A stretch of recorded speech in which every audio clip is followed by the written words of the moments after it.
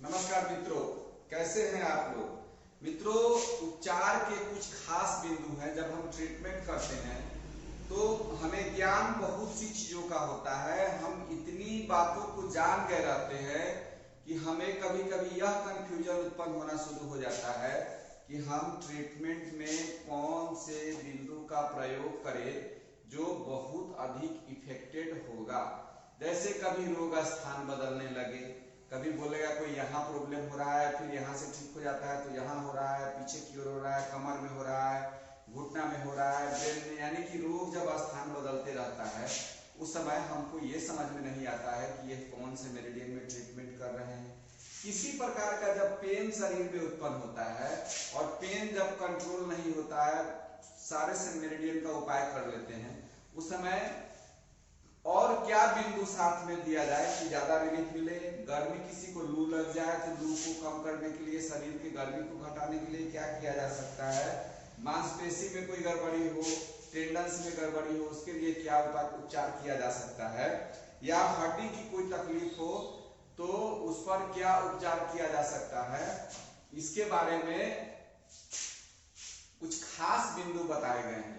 अगर हम उन बिंदुओं का प्रयोग अपने ट्रीटमेंट में साथ साथ में करते हैं, चाहे आप वात पित्त कफ का बिंदु अप्लाई कर रहे हो, 6P का बिंदु अप्लाई कर रहे हो, या उपचार के जो जितने तरीके बताए हैं उसका उपचार कर रहे हैं, उसके साथ अगर इसका प्रयोग करते हैं तो आपको रिजल्ट बहुत तेजी से मिलना शुरू हो जाएगा। रोग कहीं भी जब स्थान बदलता हो उसके लिए एक बिंदु है, देखिएगा UB17। रोग जब स्थान बदलता हो तो उसके लिए एक बिंदु है UB17 और दूसरा बिंदु है SP10 और इसके साथ एक और बिंदु है SP4। जब रोग स्थान बदले, जब समझ में नहीं आए, उस स्थिति में इन तीन बिंदुओं का प्रयोग दोनों तरफ करते हैं तो धीरे धीरे जो रोग के स्थान बदलने की समस्या है वह स्थान बदलने की समस्या धीरे धीरे कंट्रोल होनी शुरू हो जाएगी। इसको रख लेना है UB17, SP10 और SP4। अब SP10 का प्रयोग बहुत से कार्यों में किया जाता है, UB17 का बैक्सू पॉइंट में भी काम किया जाता है और बहुत से बीमारियों में प्रयोग किया जाता है।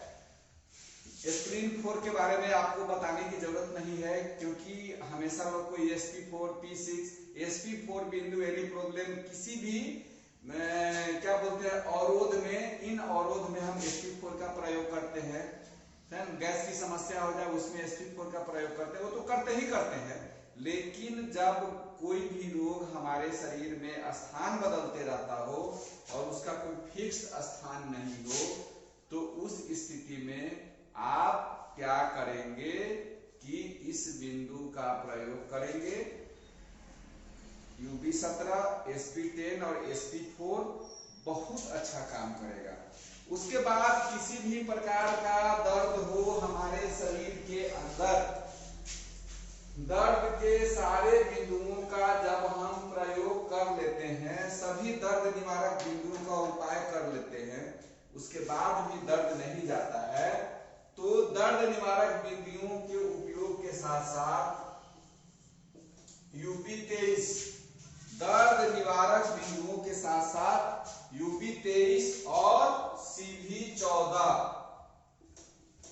UB23 और CV14 का प्रयोग अगर साथ में करते हैं, ठीक है। हालांकि दर्द के लिए बोला जाता है कि अगर ऊपर दर्द हो तो LI4 का प्रयोग कीजिए, नीचे दर्द हो तो ST43 का प्रयोग कीजिए, ST42 का प्रयोग कीजिए, है कि नहीं।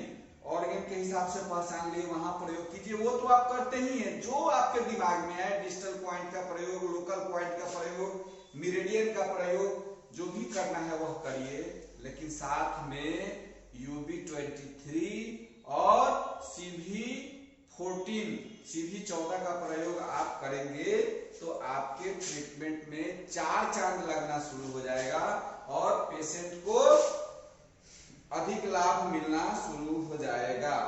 ऊर्जा जो है अगर हमारे शरीर में संतुलित नहीं है, एनर्जी कभी बहुत अधिक हो गया, कभी एनर्जी लो हो गया। एनर्जी अगर हमारे शरीर में फिक्स नहीं रहता है तो उस स्थिति में ऊर्जा को फिक्स करने के लिए आप ताकत के लिए तो बहुत सारा बिंदु लगा देते हैं, ST36, SP6, P6 जो भी लगाना है लगाते हैं, लेकिन साथ में ST36 और ST36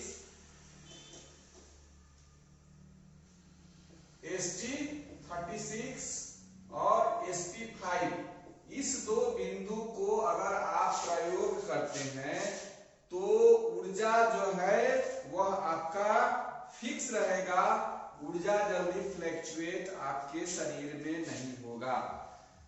बहुत ही महत्वपूर्ण बिंदु है, आप देख लीजिएगा। अगर एनर्जी अगर बैलेंस्ड नहीं हो रहा है किसी के शरीर में तो पूरे शरीर को ट्रीटमेंट देने के बाद ऊर्जा को फिक्स करने वाले बिंदु का अगर आप प्रयोग करते हैं तो उसमें आपको बहुत अधिक सफलता मिलेगी। उसके बाद क्या होता है कि किसी के शरीर में बहुत अधिक अगर गर्मी उत्पन्न हो गई हो तो गर्मी से रोकने के लिए लू पर हम स्पेशल भी वीडियो बनाएंगे, उसके लिए बोलेंगे।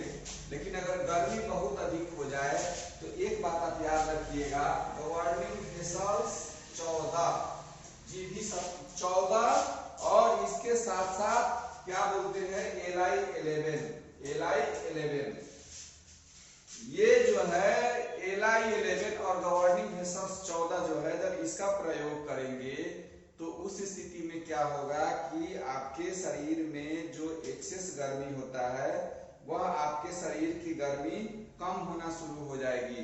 जब किसी को फीवर लगता है, फीवर होता है तो हम लोग बोलते हैं कि GB 14 पर स्ट्रॉन्ग स्टिमुलेशन देके आप लोग ब्लू कलर को लगाइए, ये हम लोग हमेशा बोलते हैं।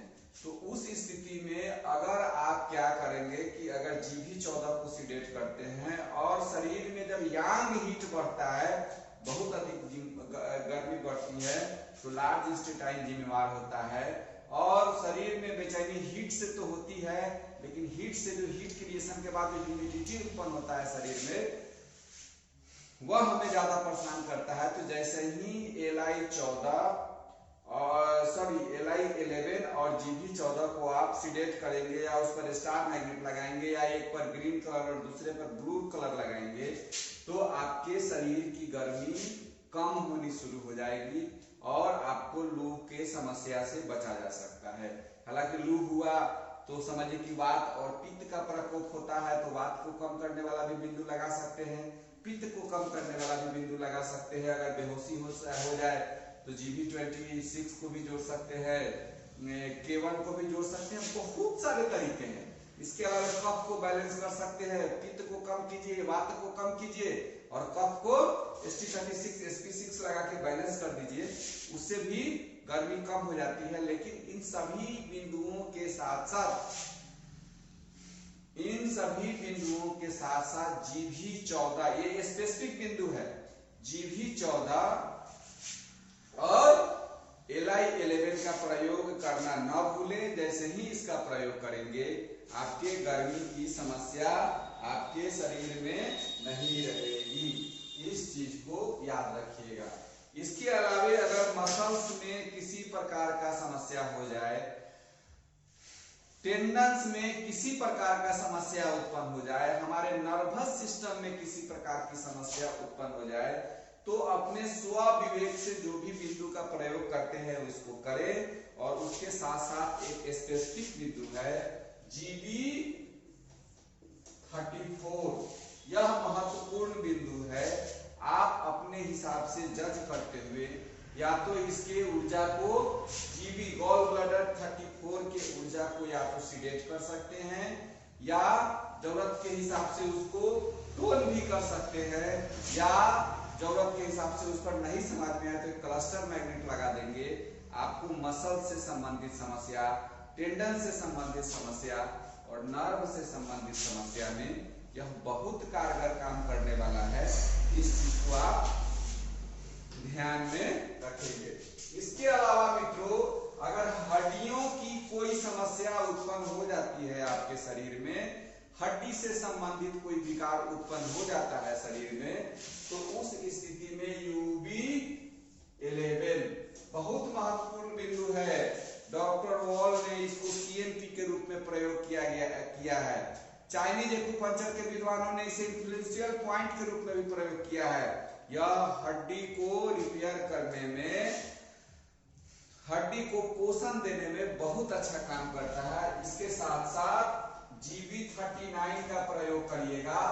रक्त में जब हेमोग्लोबिन की मात्रा बढ़ेगी, किडनी से संबंधित कोई समस्या होगी, किडनी जब हमारा बैलेंस्ड होगा तो किडनी का डायरेक्ट संबंध हमारे हड्डी से है, तो आप ट्रीटमेंट तो हड्डी का देंगे ही देंगे, साथ में UB11 और GB39 का प्रयोग करेंगे।